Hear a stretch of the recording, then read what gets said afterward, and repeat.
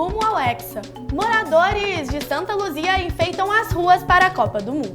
Compras online impactam a rotina dos comerciantes de um dos principais pontos da capital. Galeria São Vicente une tradição e gastronomia na Praça Raul Soares. E veja como as mulheres estão utilizando práticas sustentáveis para gerar trabalho no segmento da moda. Entre histórias e encontros, o edifício Maleta segue há mais de 60 anos reinventando a cultura de Belo Horizonte. Lazer e risco na orla da Lagoa. A falta de segurança da ciclovia chama a atenção de pedestres e ciclistas que frequentam o local. E a febre que conquista torcedores e une pais e filhos, o álbum de figurinhas da Copa do Mundo. A Central de Jornalismo está no ar.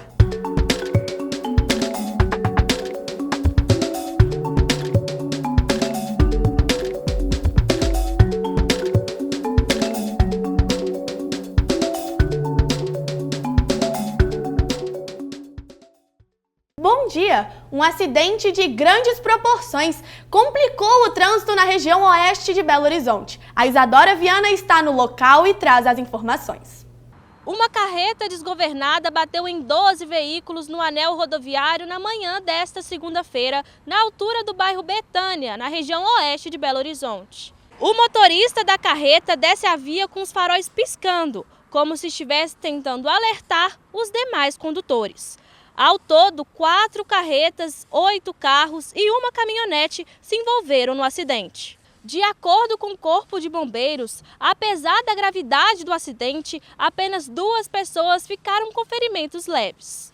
Em razão à interdição no sentido Rio de Janeiro e Vitória, a BH Trans informou que algumas linhas sofrerão desvio. São elas a linha 3029, 6350, 8151 e S10, que trafegam pelo trecho. E outro ponto de lentidão exige a atenção dos motoristas na capital. Para quem passa pela Avenida Pedro I, no sentido centro, será necessária atenção e paciência. O trânsito está parado por causa de uma batida envolvendo uma moto e um carro. Até o momento, não há confirmação de mortes. E uma nova intervenção viária promete mudar o deslocamento de motoristas na região norte da capital. Motoristas que passam pela região norte de Belo Horizonte já podem usar o novo viaduto que liga a Avenida Saramenha a Cristiano Machado, no sentido centro. A obra, de quase 30 milhões de reais, promete dar mais fluidez ao trânsito em um dos trechos mais movimentados da capital. Com o novo acesso, motoristas que saem dos bairros Guarani, Tupi e Floramar, na região norte da capital, não precisam mais atravessar as pistas da Cristiano Machado para seguir em direção ao centro. A expectativa é reduzir os congestionamentos, melhorar a circulação de veículos e aumentar a segurança, com menos pontos de conflito entre os motoristas. Com a praticidade das compras online, consumidores ganharam mais opções na hora de escolher onde e como comprar. No centro de Belo Horizonte, essa transformação faz parte da rotina de quem vive do comércio. Quem nunca passou pela Praça 7 ouviu o famoso "compro ouro" ou "foto na hora"? Um dos pontos mais simbólicos e movimentados de Belo Horizonte, a Praça 7 tem um comércio popular como parte da paisagem e da memória de quem passa pelo centro da cidade. Mas ao longo dos anos, a região mudou. Os hábitos de consumo também e os comerciantes ainda resistem. Há décadas, esses trabalhadores fazem parte da rotina de quem circula pelo centro da capital. Alguns acompanham a Praça 7 há tanto tempo que presenciaram mudanças no comércio, no perfil dos clientes e até na forma de consumir. Olha, eu acho que o movimento ficou mais fraco. Não é a mesma coisa do começo que eu comecei a trabalhar, não. Para mim mudou foi tudo, 100%, né? Porque hoje a gente é mais uma loja de conveniência do que propriamente dito banca de jornal. Quando veio a pandemia, o pessoal aprendeu a usar a internet. Até quem não sabia fazer compra, ler, então isso aí mudou muito, mudou drasticamente. A mudança foi tão grande que até quem trabalha há décadas no comércio popular passou a adotar novos hábitos de consumo. Depois que começou mesmo a venda online, caiu. Eu mesmo, dificilmente eu saio de casa para comprar alguma coisa. Até meus panos que eu uso para fazer meu artesanato, enchimento e tal, eu encontro mais barato na internet do que aqui nas lojas. Mesmo com a redução do movimento e a concorrência do ambiente digital, muitos trabalhadores seguem apostando no contato direto com os clientes para manter os negócios funcionando. Para especialistas, o desafio dos pequenos negócios é encontrar espaço em um mercado cada vez mais conectado, sem abrir mão das características que diferenciam o atendimento presencial. Então, acredito que a gente está caminhando para um mercado cada vez mais híbrido, em que o digital e as experiências presenciais acabam se complementando. Mas, para muitos comerciantes, permanecer na Praça 7 vai além da sobrevivência financeira. Depois de décadas no mesmo lugar, o centro de Belo Horizonte passou a fazer parte da própria história deles. Eu não saio daqui por causa do costume, né? São 40 e poucos anos, não tem como ser abandonado. A movimentação para as eleições de 2026 ganhou novos números e também novos cenários políticos em Minas. A nova pesquisa do Instituto Quest sobre a corrida presidencial de 2026 coloca o presidente Lula na liderança. No primeiro turno, ele aparece com 39% das intenções de voto, contra 29% do senador Flávio Bolsonaro. Em uma simulação de segundo turno entre os dois, Lula tem 44%, enquanto Flávio Bolsonaro aparece com 38%. O levantamento também mostra um empate técnico na avaliação do governo federal. A desaprovação está em 48%, enquanto a aprovação chega a 47%. Em Minas Gerais, a disputa de 2026 já movimenta os partidos. A presença de lideranças da direita em Belo Horizonte se intensificou. No início de junho, Flávio Bolsonaro esteve na capital mineira para receber o título de cidadão honorário de Belo Horizonte. E, na segunda-feira, no dia 15 de junho, durante o evento Veja Fórum Rumos Brasil, o senador passou a defender a manutenção do Bolsa Família. A estratégia é ampliar o apoio entre os eleitores de baixa renda, especialmente em estados decisivos como Minas Gerais. A direita ainda não tem uma definição sobre a sucessão do governo do estado mineiro. O vice-governador Matheus Simões já disse publicamente que gostaria de ter o nome do PL na vaga de vice em uma chapa para 2026. Mas dentro do partido há divergências. O deputado Júnior Amaral e outras lideranças defendem que o PL tenha candidatura própria ao governo do estado. O principal nome do partido hoje é o senador Cleitinho, mas a decisão ainda não foi tomada. Belo Horizonte registrou uma das menores altas de inflação no país nesse último mês. A queda do combustível ajudou a aliviar o bolso do consumidor. Belo Horizonte teve a terceira menor inflação do país em maio, segundo o IBGE. Os preços subiram 0,34% na capital, abaixo da média nacional, que ficou em 0,58%. A queda nos combustíveis aliviou o bolso do consumidor. Na região metropolitana, a gasolina ficou 3,8% mais barata e o etanol caiu 11,3%. Os alimentos também tiveram um aumento menor que a média do país. Já a conta de luz ficou mais cara e contribuiu para a alta da inflação. O Sistema Nacional de Emprego, Cine de Belo Horizonte, está com mais de 400 vagas de emprego abertas, com destaque para os setores de comércio e serviços. Há oportunidades para quem tem e para quem não tem experiência comprovada, sendo as maiores chances para os cargos de atendente, auxiliar de logística e operador de caixa. Os interessados podem se candidatar pelo aplicativo Cine Fácil ou presencialmente a um dos 3 postos de atendimento do município, no Centro, Barreiro ou Venda Nova, levando carteira de trabalho e identidade. Você vai ver, depois do intervalo, a revitalização de um dos prédios mais antigos no hipercentro de Belo Horizonte. É já já.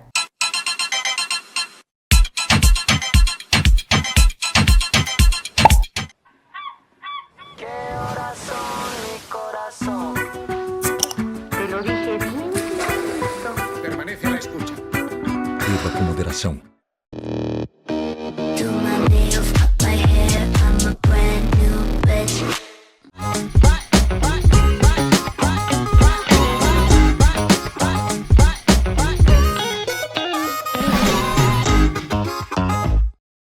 A Prefeitura de Belo Horizonte ampliou a campanha de vacinação contra a gripe para toda a população acima de 6 meses de idade. A medida busca conter os avanços da doença respiratória com a chegada do inverno.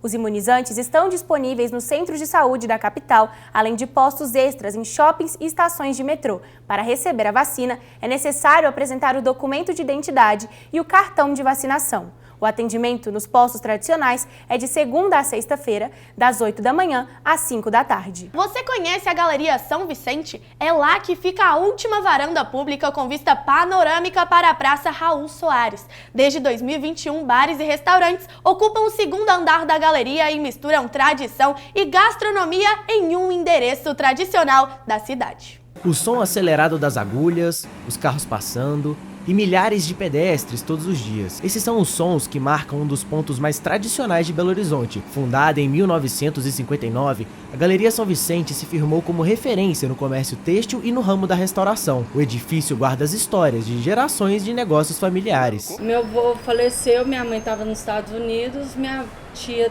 se viu tendo que tomar conta da empresa. E aí chamou minha mãe de volta para ajudar ela nessa empreitada.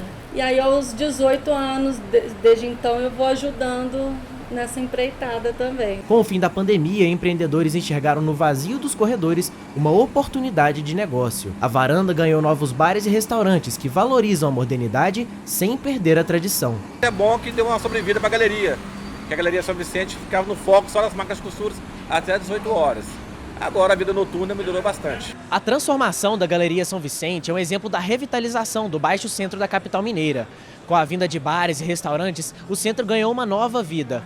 O Mercado Novo é o principal exemplo desse processo, mas desde 2021 os corredores da galeria já recebem esse tipo de comércio. Isso é uma oportunidade da população se reconectar com endereços tradicionais de Belo Horizonte. O Mercado Novo, ele trouxe muita gente para o centro da cidade que não frequentava, mas ele está fechado, com os pobogós que são maravilhosos. Aqui a gente tem um passo longo, é um passo de ver o centro. Você está na cidade, você está no mezanino, você está vendo o centro.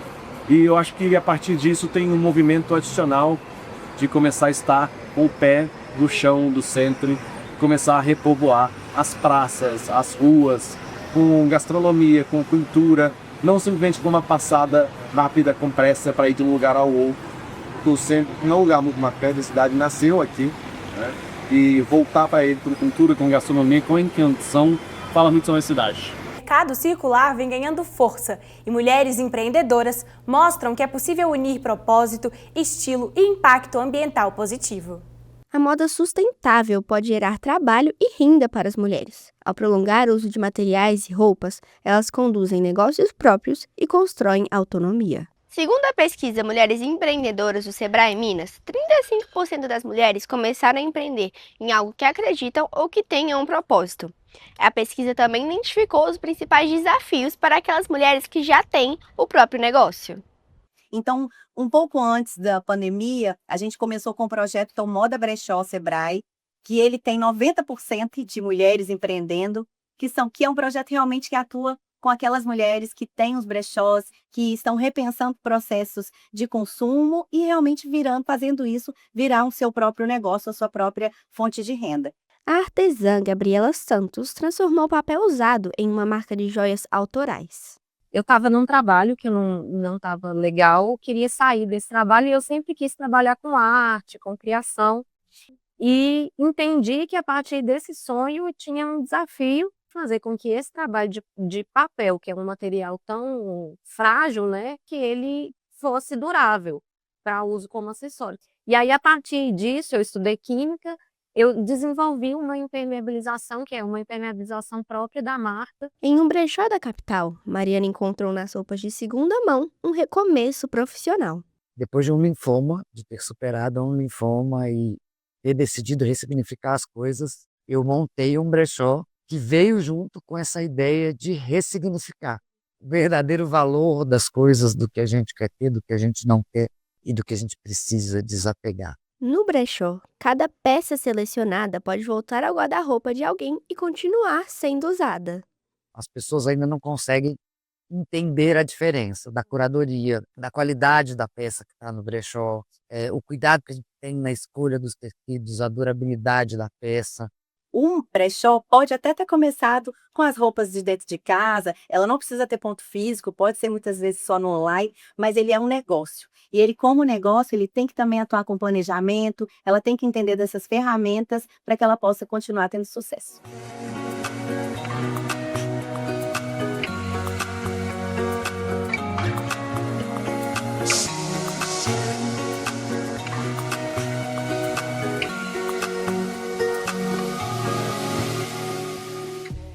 motociata inclusiva movimentou o bairro Fernão Dias neste domingo.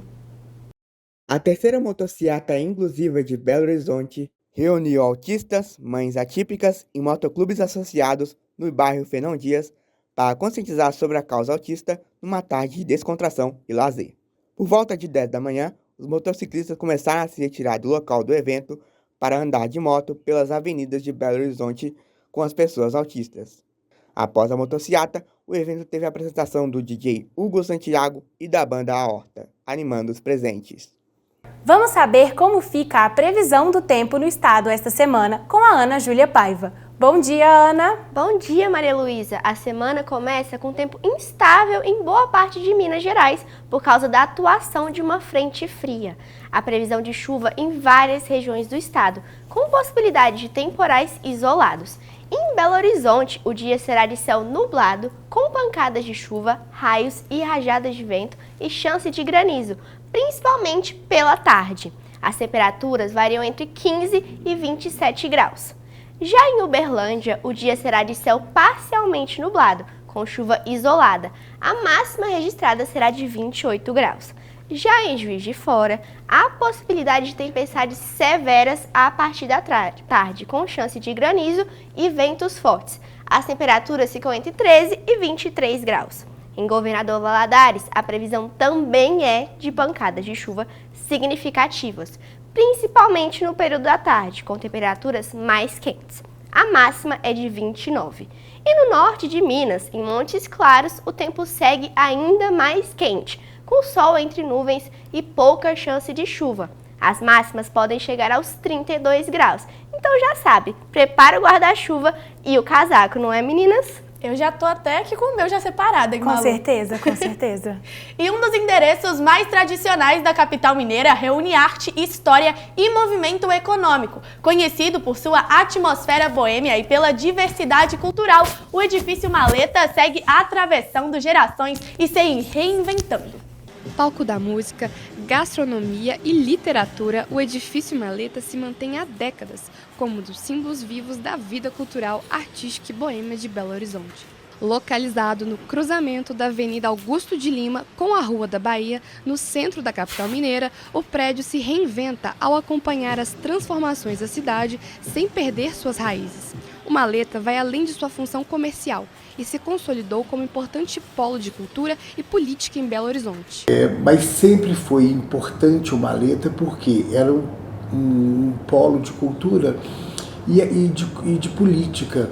Aqui se reuniam os grandes políticos para discutir coisas, os grandes artistas. Então era interessantíssimo. Hélio e Carolina fazem parte da nova geração de frequentadores do Maleta. Os dois vão para o Maleta encontrar amigos, conhecer novos espaços e aproveitar a programação cultural. Eu gosto principalmente da variedade, porque você pode encontrar tanto sebo, quanto loja de disco, lugar para comer, almoçar, lugar para ficar com os amigos à noite e tal. Então, essa variedade é muito legal. No coração do hipercentro de Belo Horizonte, o edifício Arcângelo Maleta une tradição e modernidade a novas formas de ocupação e economia criativa. Durante o dia, serve como espaço de circulação para aqueles que trabalham no centro. À noite, os bares retomam seu protagonismo. Construído há mais de 5 décadas, o prédio atrai desde pequenos empreendedores, turistas e os diversos frequentadores da capital mineira. Entre bares, restaurantes, cafeterias, sebos, lojas de disco, brechós, barbearias e salas comerciais, o prédio reúne diferentes serviços e públicos em um mesmo espaço. A convivência entre novos empreendimentos e negócios tradicionais tem transformado a dinâmica do local. Então a loja tem vários brechós com estilos diferentes para atender esse público maravilhoso do Maleta, que é bem diversificado também. Entre estabelecimentos tradicionais como a Cantina do Lucas e novos negócios que apostam na cultura, na criatividade e na ocupação do centro, o Maleta conecta diferentes gerações e mostra como o passado e presente seguem convivendo no mesmo endereço. Vamos saber agora quais são os destaques da agenda cultural para o próximo fim de semana, com a nossa repórter cultural, Maria Clara Correia. O que você traz de novidades para o público de Belo Horizonte? E para quem está buscando cultura e lazer nos próximos dias, a agenda está cheia de opções. No teatro, o clássico Um ensaio sobre a cegueira, inspirado na obra de José Saramago, chega ao Centro Cultural Unimed BH Minas. As apresentações acontecem entre os dias 25 de junho e 14 de julho, com sessões especiais acessíveis, incluindo libras, audiodescrição e recepção para pessoas neurodivergentes. Os ingressos estão disponíveis no Simpla e na bilheteria do teatro, com preços variando de R$ 21,50 a R$ 78,00. Já o Hipercentro da capital se transforma em uma grande galeria a céu aberto, com a 5ª edição da Festa da Luz. O viaduto Santa Teresa, a Rua Sapucaí e os edifícios Sulacap e Sulamérica vão virar palco para as obras e projeções do festival. Entre os dias 25 e 28 de junho, o festival traz instalações artísticas, projeções e experiências visuais com o tema O Brasil é a América Latina. Em Contagem, o clima de festa junina toma conta da Praça do Sol, que fica em frente ao Shopping Contagem, com a primeira edição do Circuito Junino. O evento gratuito reúne gastronomia, artesanato, apresentações culturais e atividades para toda a família entre os dias 25 e 28 de junho. E para os fãs de animação japonesa, segue em cartaz no Cine Humberto Mauro, no Palácio das Artes, a mostra especial Estúdio Ghibli, Paisagens da Fantasia. Até o dia 27 de junho, o público pode conferir gratuitamente 20 clássicos do estúdio responsável por sucessos como Meu Amigo Totoro, Princesa Mononoke e A Viagem de Chihiro. Em instantes você vai ver na Central de Jornalismo os desafios de quem pedala ou caminha na orla da Lagoa da Pampulha. Até já!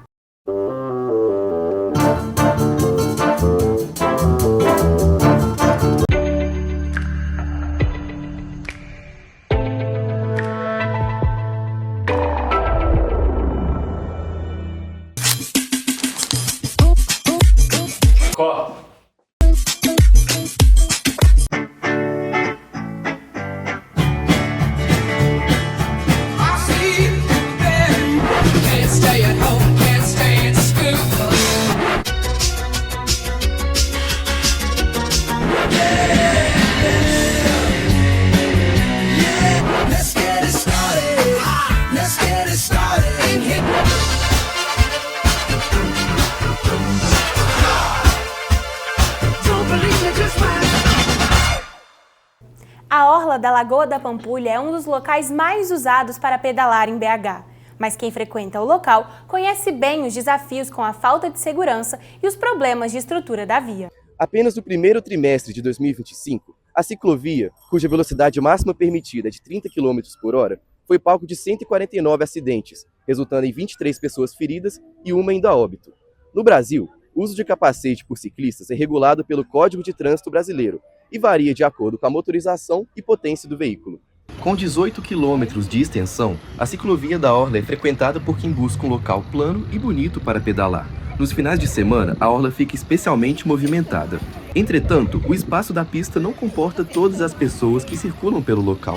Eu acho que poderia sim ter uma parte para os pedestres caminhar mais tranquilo, da mesma forma que a parte de ciclista é livre para eles. Então a gente fica meio que dividido entre deixar eles passar, a gente querer correr também, porque o passeio tem árvores, tem lixeiras. Na prática, quem pedala pela orla enfrenta uma verdadeira corrida de obstáculos. São pedestres caminhando na ciclofaixa, pessoas distraídas tirando selfie e condutores andando na contramão.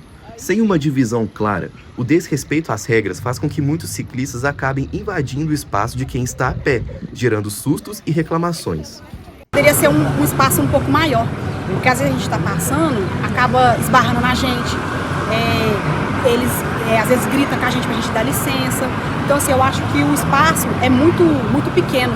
Além do desafio de dividir o espaço apertado entre ciclistas e pedestres na ciclovia da orla, outro risco que preocupa é a falta de hábito em usar equipamentos de proteção essenciais, sobretudo o capacete. A orla da Pampulha, final de semana, lá você encontra 3, 4 mil ciclistas pedalando ali no final de semana. Então nós temos várias pessoas de alto desempenho ali, atletas profissionais que treinam ali. Como nós temos ciclistas amadores, né, que pedalam por pedalar, pessoas que estão começando a pedalar e vão ali para a Pampulha, né, não existe a cultura da prevenção. A gente olha, né, para o motociclista, ele está lá com capacete, óculos, luvas, porque o Código de Trânsito determina. Como o Código de Trânsito não determina que é obrigatório para o ciclista utilizar, isso já é um empecilho para a criação da cultura de que o ciclista tem que utilizar, que é importante. A quantidade de acidentes que eu já postei, né, no Aqui é Bike, de pessoas com capacete todo estourado, e ela, graças a Deus, salvou minha cabeça, um capacete de R$ 200. Capacete todo estourado é pessoa normal. Normalmente, aí o pessoal fala, nossa, o capacete, que porcaria, estourou todinho.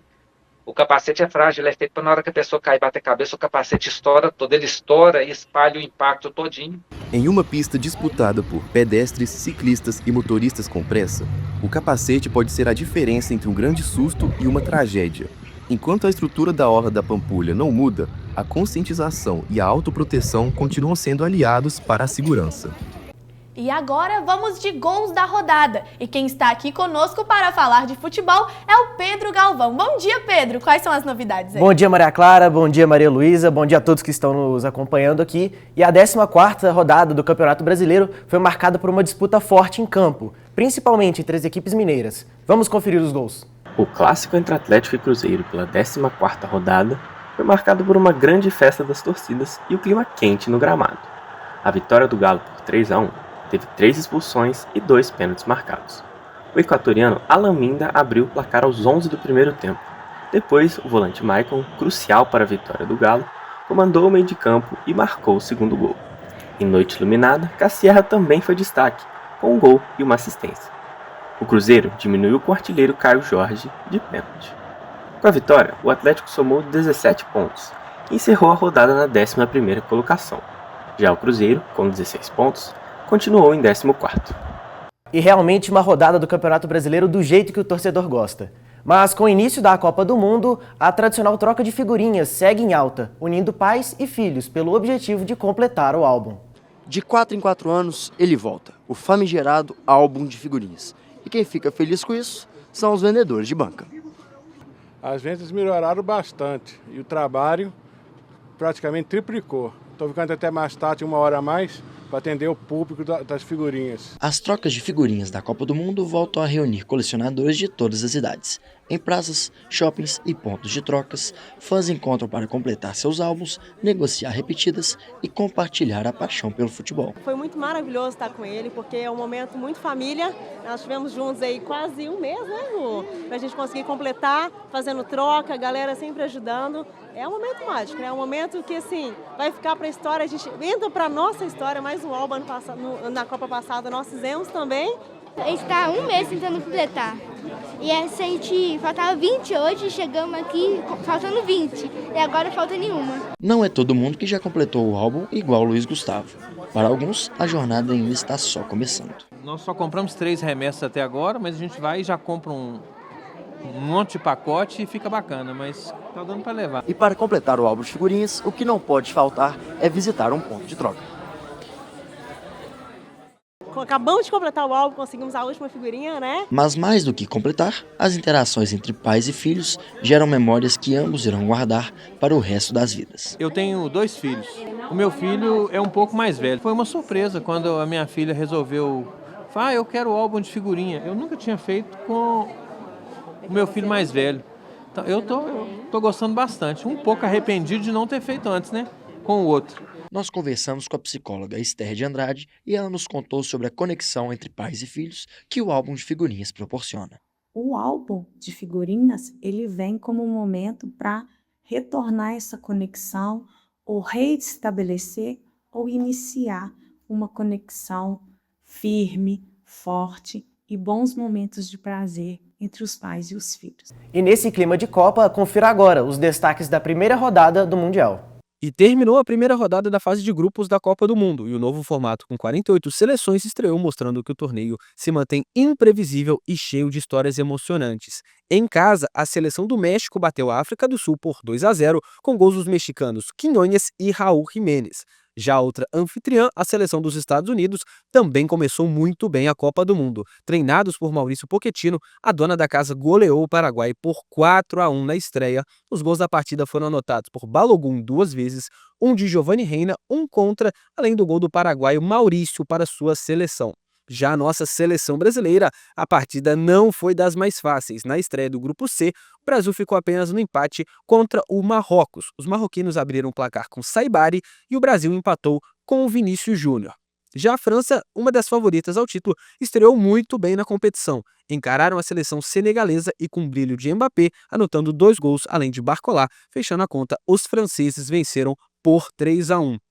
Já nossos irmãos estrearam muito bem também. Contra a Argélia, Lionel Messi brilhou mais uma vez e anotou 3 gols na partida, sacramentando a vitória da Argentina por 3-0. Já por outro lado, o camisa 7 de Portugal, Cristiano Ronaldo, não anotou nenhum gol na estreia contra a República Democrática do Congo. Portugal abriu o placar com João Neves, mas tomou empate com o Issa no final da partida. E um grande começo de Copa do Mundo, com vários jogos com muitos gols, do jeito que o torcedor gosta.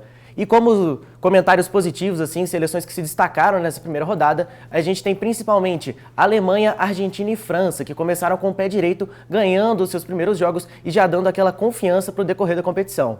Em compensação, Portugal e Espanha deixaram um pouco a desejar e acabaram empatando seus jogos contra seleções de menor calibre de seus grupos. Mas ainda tem uma longa jornada, tem ainda 2 jogos da fase de grupos e o mata-mata, caso consigam a classificação, para dar seguimento na disputa do torneio. Já a seleção brasileira conseguiu um empate contra o Marrocos, que não era o resultado que o torcedor esperava, mas que já é muito bom e dá uma sobrevida para a seleção conseguir ganhar do Haiti e da Escócia nessa fase de grupos. E vamos torcer para a nossa canarinha, não é, Maria Clara? Exatamente, Galvão. Muitíssimo obrigada pelas informações. E ainda em clima de Copa do Mundo, moradores de Santa Luzia transformaram ruas e avenidas em verdadeiras obras de arte, com a cidade promovendo um concurso de pinturas temáticas, que uniu criatividade, tradição e paixão pelo futebol. A paixão pelo futebol ganhou forma e cor pelas ruas do município. Vale tudo: bandeiras, jogadores, festa e muita criatividade para transformar o asfalto em uma grande obra de arte coletiva. Então, a gente decidiu, aproveitando a Copa do Mundo, né, e esse tempo que a gente tem, que não acontece essas mais pinturas, essas tradições de Copa, a gente criou a Copa nas Ruas, que é um concurso aí para as pessoas estarem se reunindo e pintando as ruas também. Então foi muito importante a gente ter esse princípio, né? A vizinhança passou horas planejando cada detalhe das pinturas na rua Santa Cruz, do bairro São Geraldo. A competição virou um momento de união, com direito a churrasco, cerveja e muita música. A tradição das ruas decoradas durante a Copa atravessa gerações e continua mobilizando crianças, jovens e adultos. Para mim é uma sensação boa de passar geração por geração. É legal fazer isso porque aí a gente não deixa esquecer. A gente faz todo ano, quando tem Copa, e é uma experiência bem legal. Aqui no bairro Palmital, a Rua Selenita também participa da competição. É a união entre gerações e a paixão pelo futebol. O cinza das ruas dá lugar às cores e aos desenhos que transformam o espaço em um cenário de torcida em busca pelo Hexa. Nós entramos para ganhar, mas se nós não ganharmos, olha que maravilha, ver a comunidade toda reunida. Isso daqui já é uma grande vitória para a gente. E a questão das crianças, né? A gente já fez algumas pegadas, eles ficam muito entusiasmados. E às vezes eles nem sabem o que está acontecendo porque não viveu o que a nossa geração já viveu. E aqui a gente tem 3ª, 4ª, 5ª geração da nossa família e não tem preço para a gente ver a turma toda reunida com o mesmo objetivo, fazer o Brasil ser Hexa esse ano. As ruas vencedoras vão receber premiações simbólicas, mas o maior destaque fica por conta do envolvimento da população. Santa Luzia mostra que o futebol também é cultura, arte e motivo para reunir a comunidade em torno do mesmo propósito.